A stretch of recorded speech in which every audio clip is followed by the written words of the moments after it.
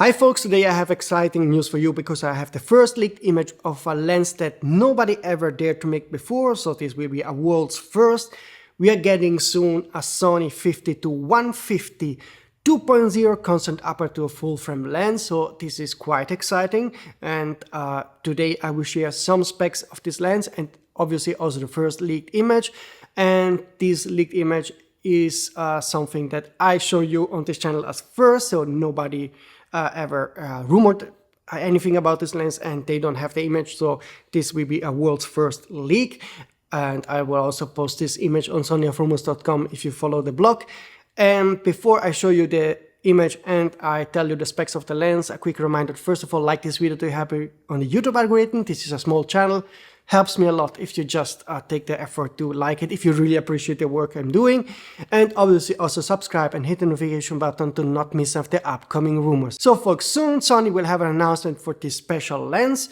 I will have some specs to share later, but I think you now want to see the lens. So here is the first leaked image of the lens. It's a white lens. Sorry for the big watermarks, but many do use the AI tools to remove the watermarks on the images I do leak, and then they don't credit me back for the work I'm doing to get to those images. But you can finally see the lens, and here you see that it's indeed the 50-150 GM. The aperture ring on this shot is at 2.0, and the first important spec that I want to share today is that the lens length is the same of that of the Sony 70-200mm GM2. So I made a very rough size comparison here, and you can see that the length is the same, but the 50-150 is clearly thicker than the Sony 70-200 2.8 GM. But still, considering that this is a 2.0 constant aperture zoom, this size is still okay. If you had a chance to play with the 70-200 GM2, you know that this is quite a compact lens compared to the competition. So having a 50-150 2.0 that has about the same size, it's quite an achievement from Sony. They will be about 300 grams heavier than the 70-200 GM2. The exact weight is 1340 grams. Still okay, but it will be about 1/3 heavier, and but that's okay considering that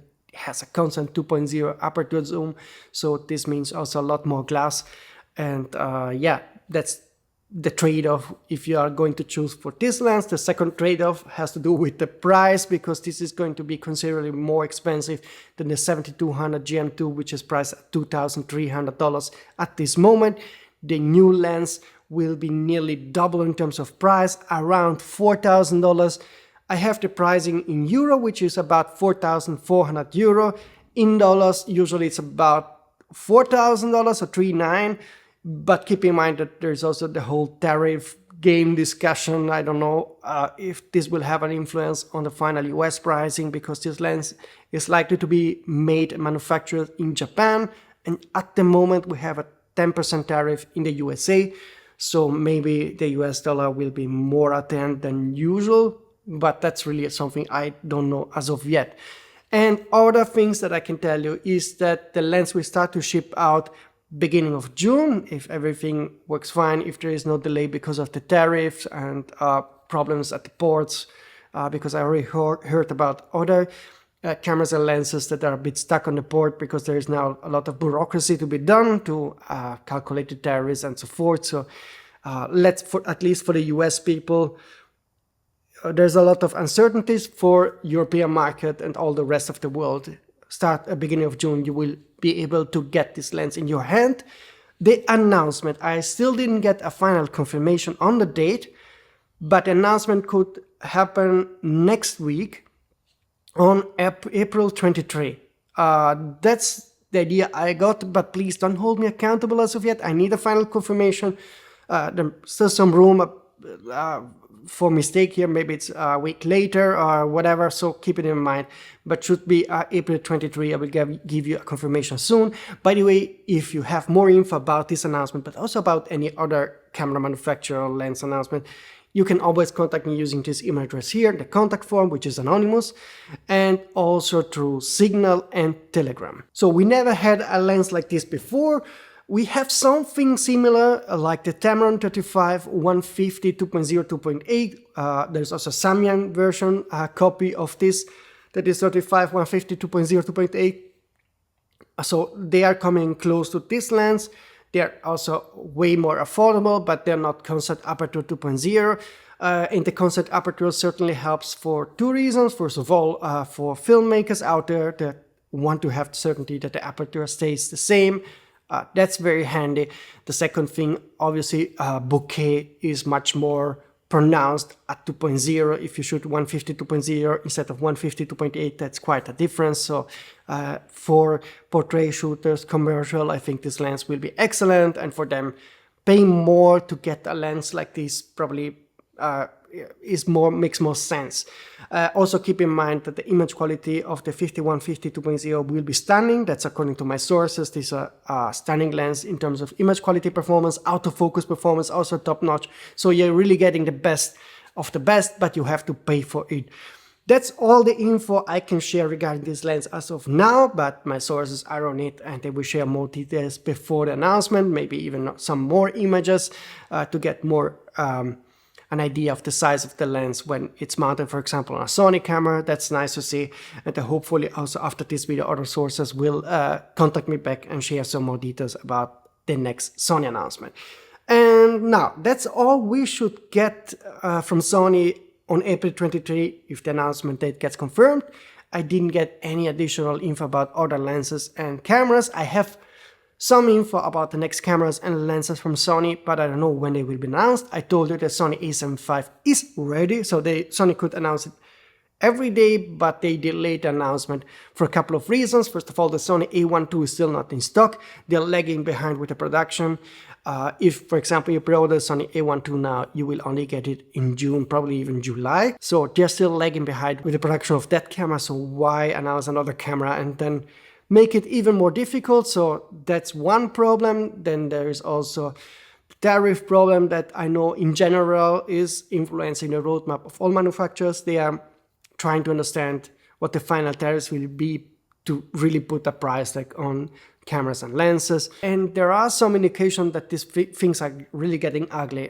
First of all, BH Photo did remove the pre-order option for the 400-800mm G lens. I'm afraid that this is something that will now spread out to more Sony products.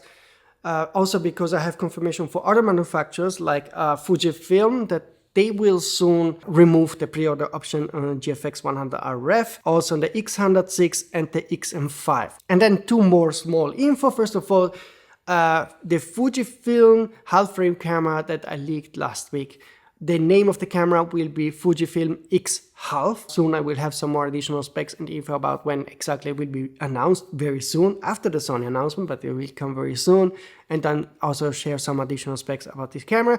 Second info is a curiosity. Last year I reported about a new medium format sensor from Sony that has 247 megapixels.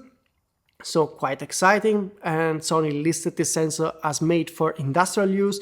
And last week, the first industrial cameras with that Sony sensor have been announced. You can see some images here. Those are industrial cameras made for specific use. I don't think we will see that Sony 247 megapixel sensor in use in any more classic photographic medium format camera for now.